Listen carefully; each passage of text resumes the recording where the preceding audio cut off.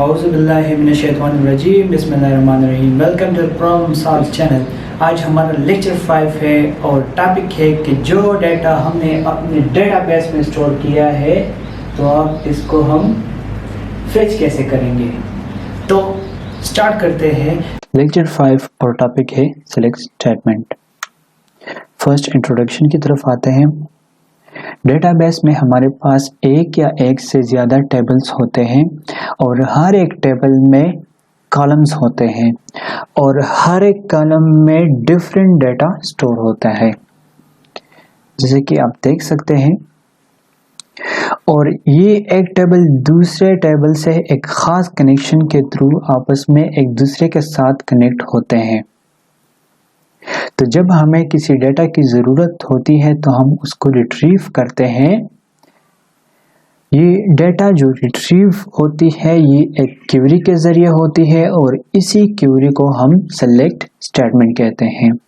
और ये डेटा एक रिज़ल्ट टेबल में आपको शो होता है। इसी रिज़ल्ट टेबल को हम रिज़ल्ट सेट्स कहते हैं। पर्पस ऑफ सिलेक्ट स्टेटमेंट, इसका मकसद क्या है, सिलेक्ट स्टेटमेंट का हम क्यों यूज़ करते हैं, तो अभी इसको देखते हैं। सिलेक्ट स्टेटमेंट को हम हार्ट ऑफ द एसक्यूएल कहते हैं, क्योंकि जब हम किसी डेटा को रिट्रीव करते हैं या सर्च करते हैं तो ये हम सेलेक्ट स्टेटमेंट के थ्रू करते हैं। अभी आप अगर इस टेबल को देख लें, एडमिशन फॉर्म, अगर मैं चाहता हूं कि मैं इस ID1 का फर्स्ट नेम और लास्ट नेम ये रिट्रीव करूं तो मैं ये सेलेक्ट क्वेरी के ज़रिए इसको रिट्रीव कर लूँगा। तो जब मैं इस पर ये सेलेक्ट क्वेरी को अप्लाई करता हूं तो ये डेटा मेरे पास रिट्रीव हो जाता है। अब इसके सिंटैक्स पर आते हैं। सेलेक्ट स्टेटमेंट के हम 4 सिंटैक्स को इधर हम टॉपिक में कवर करेंगे। फर्स्ट सिंटैक्स है कि select column 1 column 2 from table name. मतलब जब आपने किसी स्पेसिफिक कॉलम को रिट्रीव करना हो किसी टेबल से तो आप ये सिंटैक्स को यूज करेंगे। Syntax 2, select static from table. जब आपने सारे कॉलम्स को रिट्रीव करने हो तो आपने ये सिंटैक्स को यूज करना है। Select static from table name where condition. जब आपने किसी खास डेटा के सारे कॉलम्स को रिट्रीव करने हो तो आपने ये सिंटैक्स यूज करनी है। और जब आपने किसी स्पेसिफिक कॉलम के स्पेसिफिक डेटा को रिट्रीव करना हो तो आप इसको यूज करेंगे एक वेयर कंडीशन के थ्रू। तो अभी हम इसको स्टेप बाय स्टेप देखते हैं।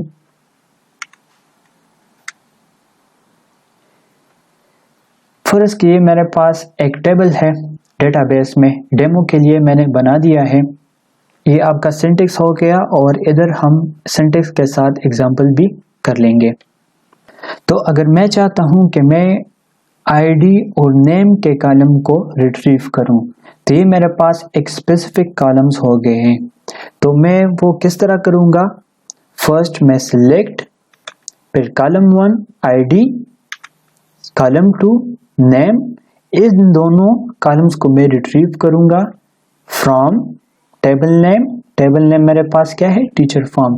तो जैसे ही मैं इस क्वेरी को रन करूंगा तो आपके रिजल्ट सेट में ये डेटा आ जाएगा।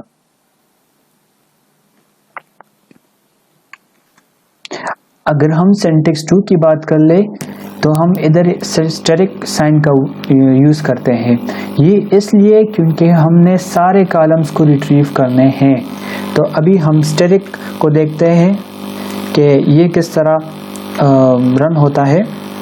सेलेक्ट स्टैटिक, जब मैं स्टैटिक साइन यूज़ करूं तो इसका मतलब ये है कि मैं आईडी, नेम और स्टेटस इन तीनों कॉलम्स को मैं रिट्रीव करना चाहता हूं from table name. Table name मेरे पास टीचर फॉर्म है। तो जब मैं इसको रन करूंगा तो वो सारा डेटा आपके डेटाबेस से रिट्रीव होके आपके रिजल्ट सेट में शो हो जाएगा। अगर हम सिंटैक्स 3 की बात कर ले तो मैं स्पेसिफिक कॉलम्स के स्पेसिफिक डाटा को रिट्रीव करना चाहता हूं तो वो मैं किस तरह करूंगा, तो वो भी देखते हैं। Select column 1 name status. मैं इन दोनों कॉलम्स को रिट्रीव करना चाहता हूं, लेकिन इसके साथ साथ मैं एक कंडीशन को यूज करूंगा, फ्रॉम टेबल नेम मतलब टीचर फॉर्म। मैं टीचर फॉर्म के टेबल से नेम और स्टेटस को रिट्रीव करना चाहता हूं, लेकिन कौन से डाटा को, वेयर कंडीशन ID 3। मसलन ID के कॉलम में मेरे पास जो डाटा स्टोर है उसमें एक 3 भी है, तो मैं इस 3 के नेम और स्टेटस को रिट्रीव करना चाहता हूं। तो जब मैं इस क्वेरी को रन करूंगा तो आपके साथ एक रिजल्ट सेट में नेम और स्टेटस हो जाएगा ID 3 का। इसी तरह सिंटैक्स 4 को देखते हैं। सिंटैक्स 4 में हम स्टेरिक साइन का यूज करेंगे। मैं चाहता हूं कि मैं किसी स्पेसिफिक डाटा के सारे कॉलम्स को रिट्रीव करूं, तो वो मैं किस तरह करूंगा, select steric from table name मेरे पास है टीचर फॉर्म। अब मैं इसके साथ कंडीशन को भी ऐड करना चाहता हूं। इसने तो अभी सारे कॉलम्स को स्टेरिक साइन के जरिए रिट्रीव किया, लेकिन इसके साथ मैं एक कंडीशन लगा देता हूं कि वेयर ID 5। मतलब ये है कि मैं 5 के सारे कॉलम्स को रिट्रीव करना चाहता हूं, तो वो मैं इस तरह इस क्वेरी के जरिए रिट्रीव करूंगा। तो जब मैं इस क्वेरी को रन करूंगा तो आपके रिजल्ट सेट में ये आ जाएगा। अभी हम इसको इम्प्लीमेंट करते हैं अपने SQL में, तो उसको भी देख लेते हैं। तो अभी हम SQL की तरफ आते हैं। ये हमारे पास एक टेबल है जो कि हमने पहले से ही बनाया हुआ है। इसके डिज़ाइन में आप अगर देख लें तो इसमें 3 कॉलम्स है, ID नेम और लास्ट नेम। अगर आप इसके डेटा को देख लें,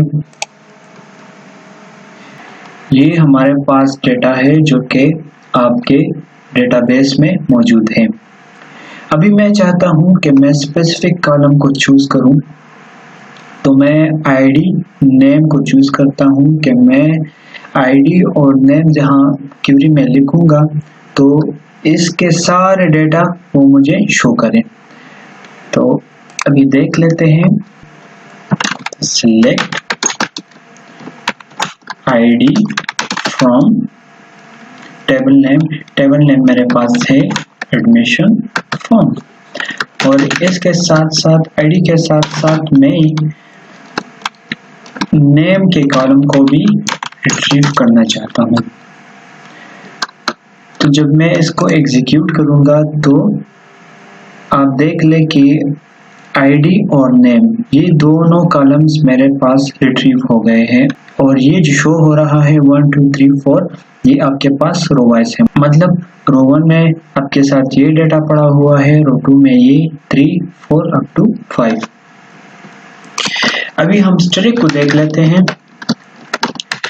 जब मुझे सारे कॉलम्स को रिट्रीव करने हो तो मैं स्टैटिक का साइन यूज करूंगा। जैसे ही मैं इसको रन करता हूं, एग्जीक्यूट करता हूं, तो मुझे वो सारे डेटा जो मैंने अपने डेटाबेस में स्टोर किए हैं वो रिजल्ट सेट में आ जाते हैं। अब अगर मैं चाहता हूं कि मैं सारे कॉलम्स को रिट्रीव करूं लेकिन एक स्पेसिफिक डेटा के लिए, तो मैं इधर कंडीशन यूज करूंगा। Condition where ID equals to, मुझे 4 का डाटा चाहिए। तो अभी आप देख ले मुझे ID 4 का डेटा मिल गया। अभी मैं चाहता हूं कि मैं नेम के कॉलम को रिट्रीव करूं, लेकिन मैं इसी तरह रिट्रीव करूं कि जो मेरे पास सिर्फ अहमद नाम के डेटा स्टोर है उसको मैं रिट्रीव करूं। तो मैं वो इसी तरह करूंगा कि इधर मैंने कॉलम का नाम लिख दिया। ये अभी स्ट्रिंग है तो मैं इसको सिंगल कोटेशन में कवर करता हूं तो अभी अगर आप देख ले तो मेरे पास आईडी 3 और 4, ये दो आईडी मेरे पास ऐसे है जिसका नेम अहमद है। मतलब ये एक रिजल्ट सेट हो गया। अभी मैं चाहता हूं कि मैं सारे रिजल्ट सेट को शो करूं। Select static from admission. तो आप आईडी 3 को देख ले, इसका नेम भी अहमद है, और आप आईडी 4 को देख ले, इसका नेम भी अहमद है। तो ये भी मेरे पास रिट्रीव हो गए।